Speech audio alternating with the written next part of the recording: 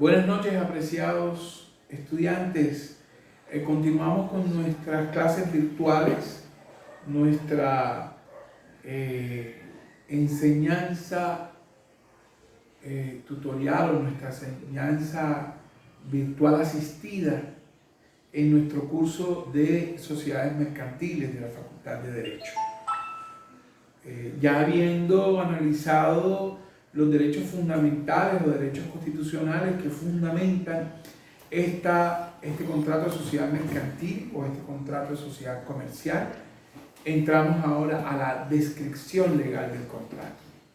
Pero no es posible, señores, no es posible entrar abruptamente a la descripción legal de un contrato o a su conceptualización si antes no la articulamos con el contexto.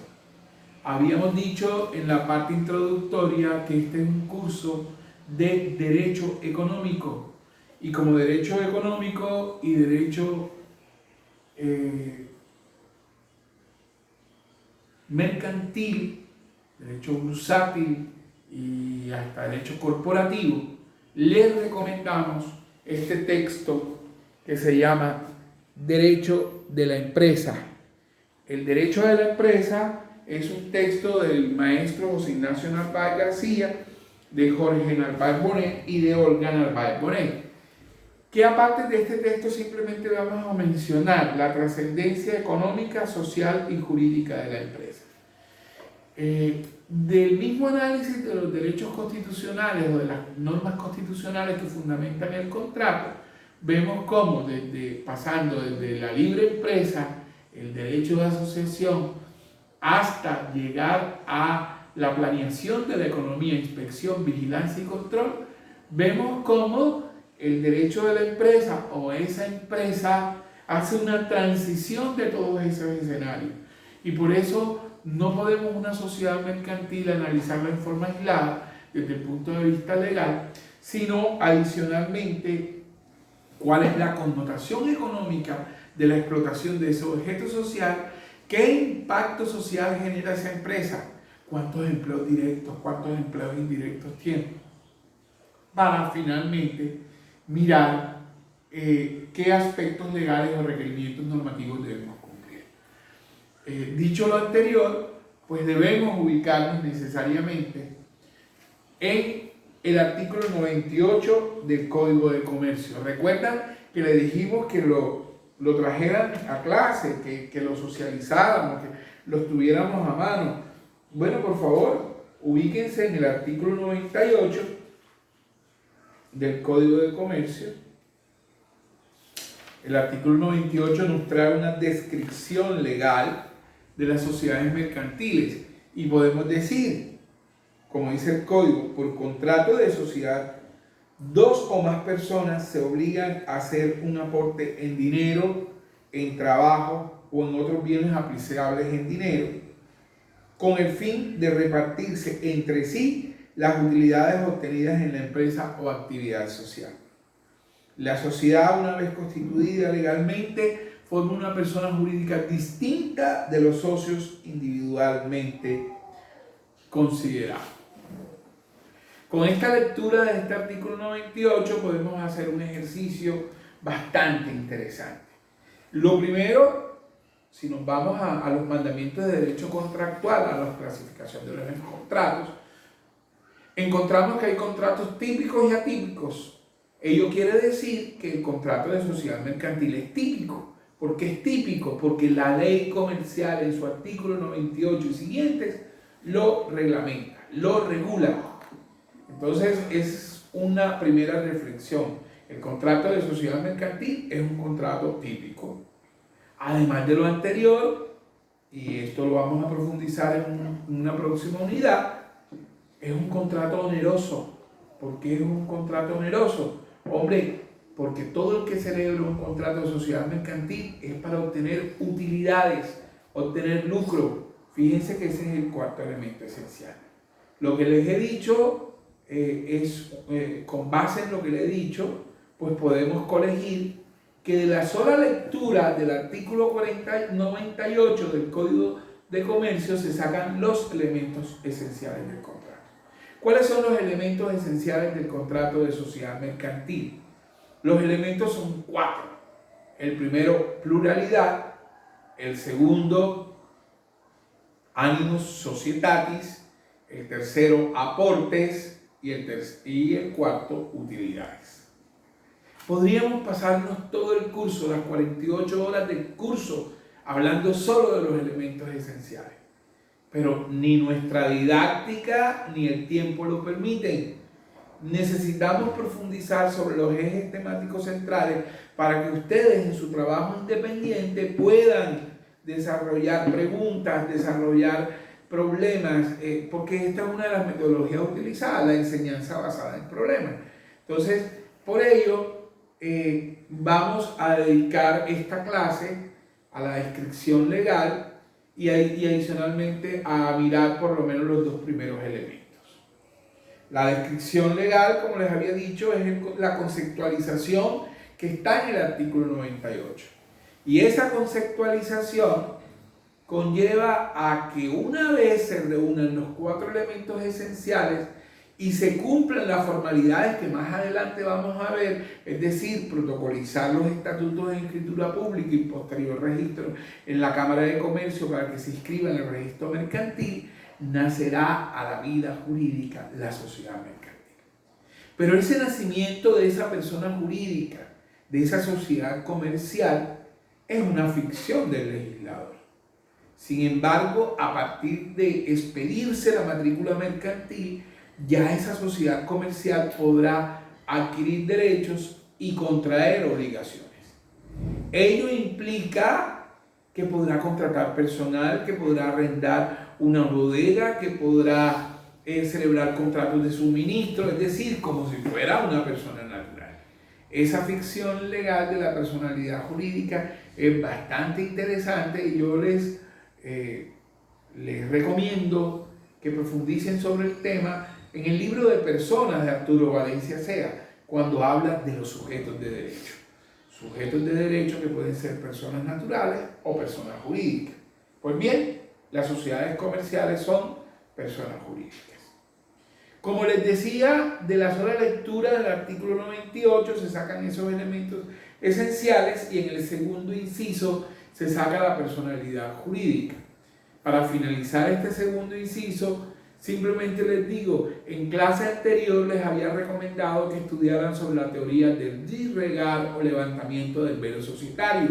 Pues bien, esa personalidad jurídica que nace con la constitución de la sociedad no permitirá que se entre en la esfera patrimonial de los asociados, salvo en las siguientes excepciones. Primero, que la sociedad sea de personas y que todos los socios o accionistas o asociados respondan solidaria y limitadamente con su patrimonio personal.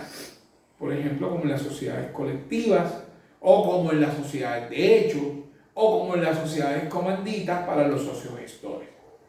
Pero si no es así, si yo soy socio de una sociedad de capital, un accionista de una SAS, de una anónima, o puede ser de una comandita por acciones, solo responderé hasta el monto de mis aportes.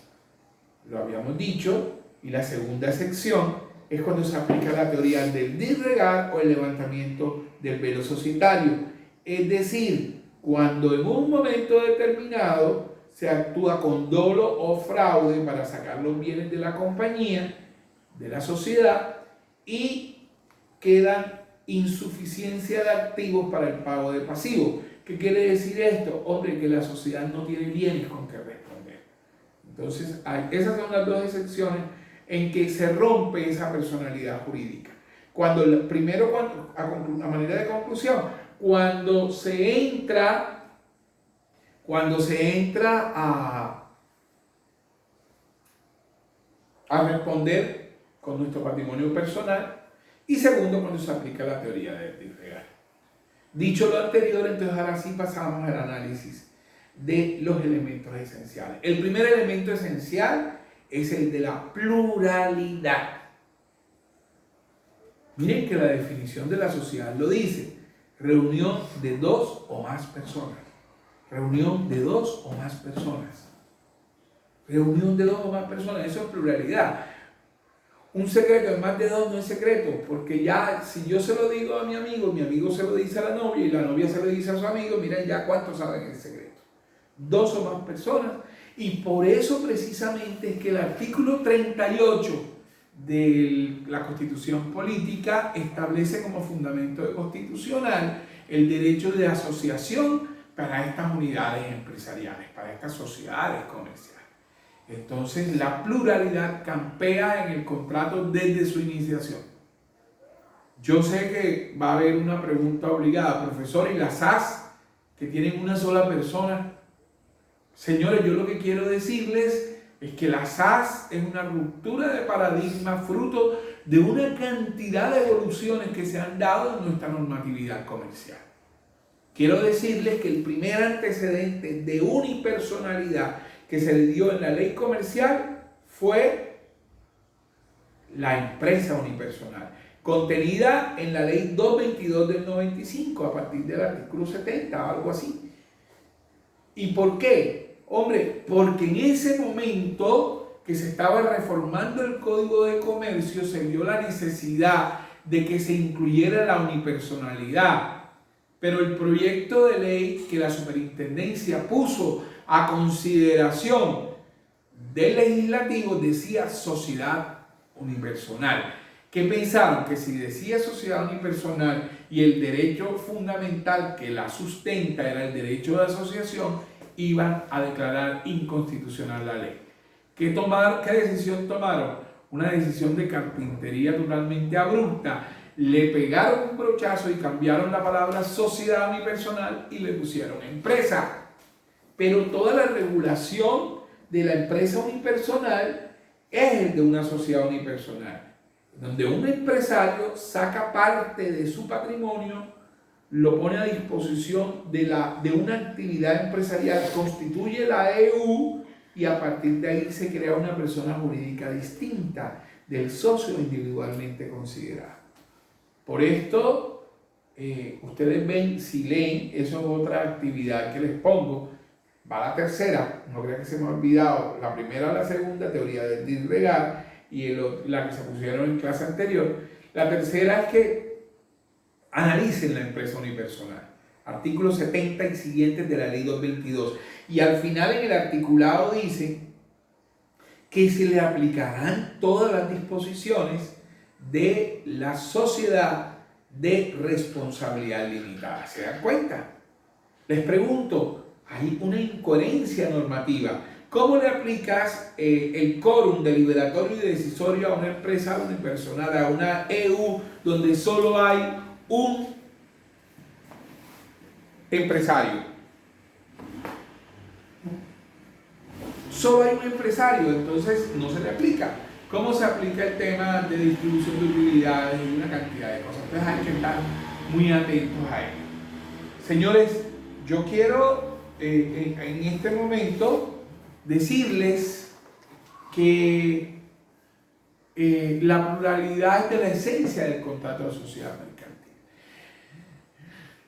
Luego de ese primer experimento de la EU, pasamos en la ley 1014 del 2006 a las sociedades de emprendimiento, a las pymes y MIPYME. Esta ley 1014 del 2006 salió luego de la debacle económica de los 90 y de principios del año del 2000 al 2005, donde hubo una recesión general de todos los sectores de la economía. Entonces, la ley de los pymes y MIPYME, la ley 1014 del 2006, permitió en su artículo 23 y 26, en ese rango, que se podían crear sociedades unipersonales y además que se podían crear por escrito privado, es decir, sin escritura pública. Esta obviamente fue demandada por el Colegio Nacional de Notarios, pero la demanda de inconstitucionalidad no prosperó y quedó vigente la ley. Pero fue una ley transitoria. Ojo con esto. Y ello permitía que por documento privado se constituyeran sociedades de igual. Luego, en el 2008, se expide la ley 1258 del 2008, que es la ley de las SAS, de las sociedades por acciones simplificadas. Aquí fue, señores, aquí fue cuando aparece el actual régimen de las sociedades por acciones simplificadas, que dice que las SAS pueden tener un accionista. Ojo, pueden tener un accionista, no quiere decir que todas las SAS sean unipersonales. Es decir, una sociedad unipersonal como las de pymes y MIPYME tenían 6 meses para transformarse en SAS, o de cualquier otro tipo social, limitadas, anónimas, comanditas, colectivas, podían transformarse en SAS. Pero no era una obligatoriedad, así como tampoco es una obligatoriedad. Nosotros sabemos que hay SAS que tienen 5, 4, 10 accionistas y es totalmente válido. He querido hacer este corolario de toda la normatividad de desarrollo de la unipersonalidad. Actualmente el paradigma cambió, entonces cuando damos clases en sociedades comerciales, como lo que estamos haciendo, tenemos que cambiar el discurso. Antes decíamos, en Colombia tiene que haber una pluralidad. Ahora tenemos que decir, en Colombia la sociedad mercantil se compone por se constituye por 2 o más socios y excepcionalmente en la SAS podrá ser de un accionista. Porque la ley 1258 del 2008 no derogó el Código de Comercio en esa parte en particular.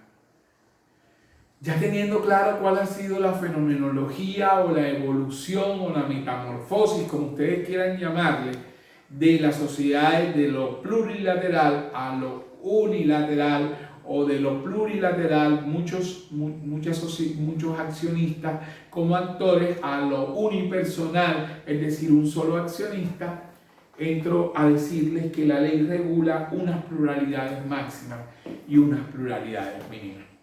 Por ejemplo, en las sociedades de responsabilidad limitada, mínimo 2 socios, máximo 25 socios.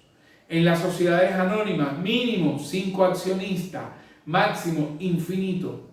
En las sociedades comanditas, mínimo un socio gestor, máximo indefinido, pero la regla es que los socios gestores son los socios colectivos y siempre hay 1, 2 o 3. Mientras que socios comanditarios, ahí sí se pide 2 o más. Entonces, si es comanditaria simple, será un socio gestor mínimo y mínimo 2 socios comanditarios. Y si es comandita por acciones, será mínimo un socio gestor y 5 accionistas comanditarios. ¿Por qué? Porque ya les digo, las sociedades comanditas es un híbrido, es una mixtura entre el régimen de la sociedad limitada y la sociedad anónima.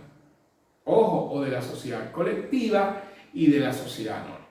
Porque los socios gestores son de naturaleza colectiva, responden hasta el monto de todo su patrimonio personal, o sea, responden solidaria y colectivamente, mientras que los socios comanditarios responden como los de la limitada y como los de la anónima, hasta el monto de sus aportes.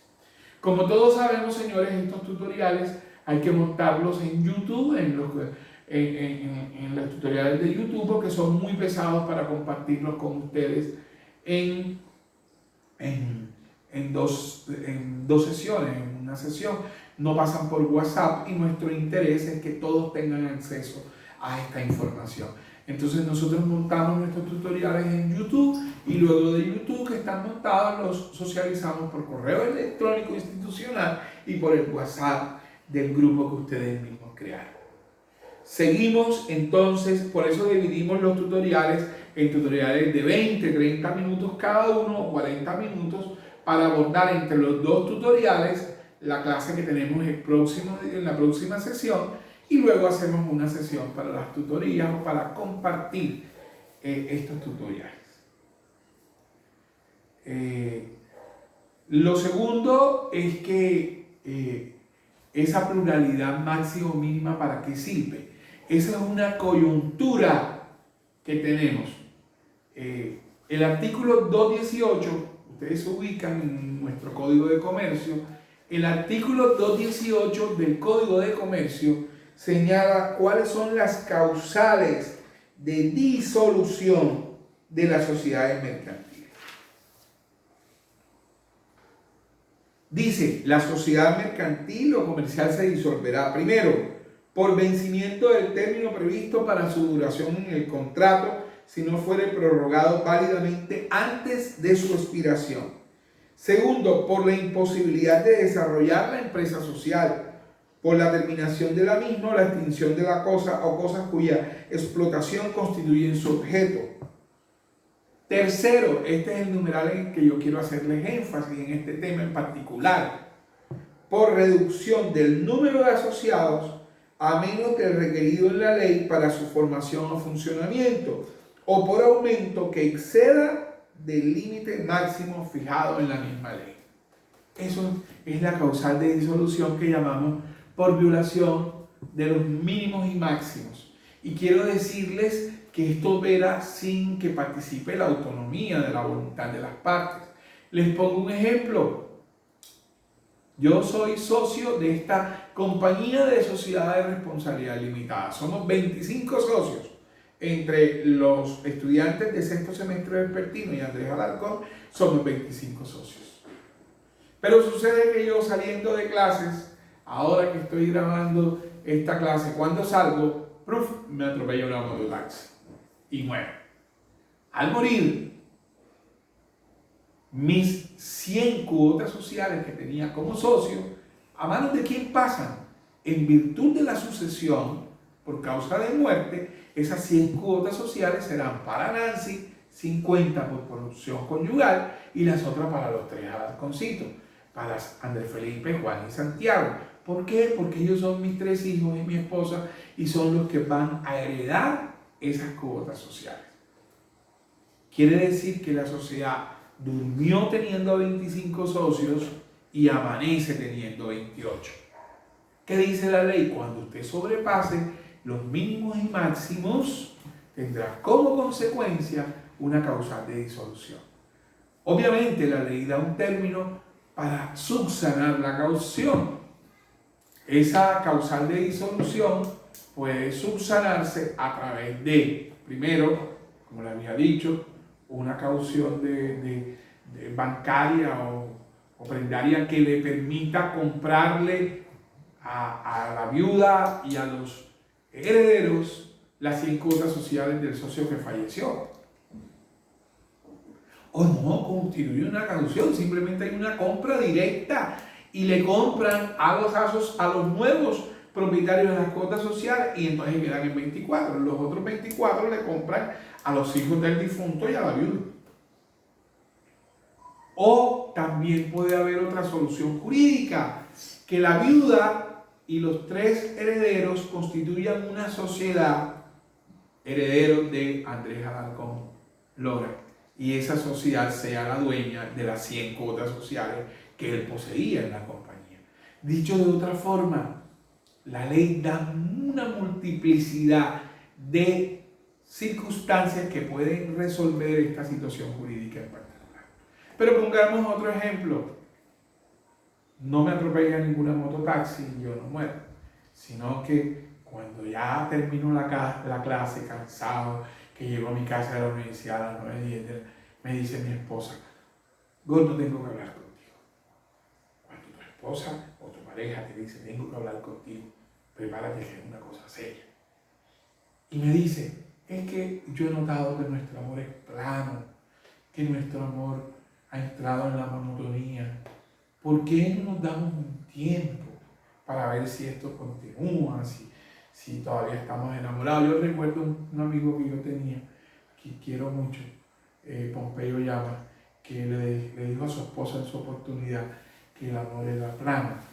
Y llegamos a la conclusión de que el amor no es una figura geométrica, no es ni plano, ni circular, ni convexo, ni cóncavo. El amor es el respeto mutuo que hay en una pareja para que continúe la familia. Entonces, si ella me dice así, vamos a darnos un tiempo, pero al día siguiente tengo un poder de un abogado demandando el divorcio, quiere decir que por ministerio de la disolución y liquidación de la sociedad conyugal, el 50% de las cuotas sociales que yo tengo en la compañía no son mías, sino son de mi cónyuge de mi excónyuge, de que nos liquidamos en la sociedad conyugal. Miren que son dos ejemplos, ya no somos 25 sino 26. Entonces tendrán que comprarle a la excónyuge para salvar la sociedad de la causal de disolución o tendrán que adoptar cualquiera de las reformas estatutarias que habíamos dicho anteriormente. Estos son los aspectos más relevantes que se dan en materia societaria en cuanto a la pluralidad.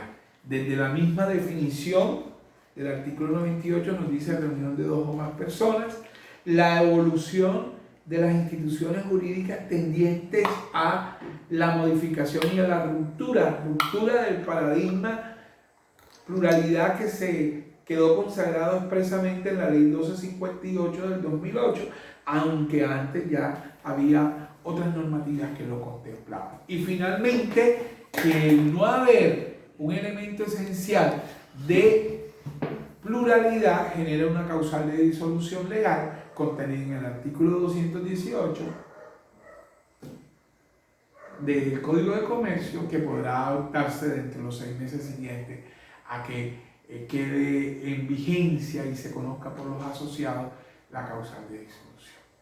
Me despido de ustedes con este tutorial número 5 del elemento de la descripción legal del contrato de sociedad mercantil y del elemento pluralidad. Nos vemos en una próxima oportunidad, en un próximo tutorial con los elementos esenciales del contrato de sociedad. Hasta luego.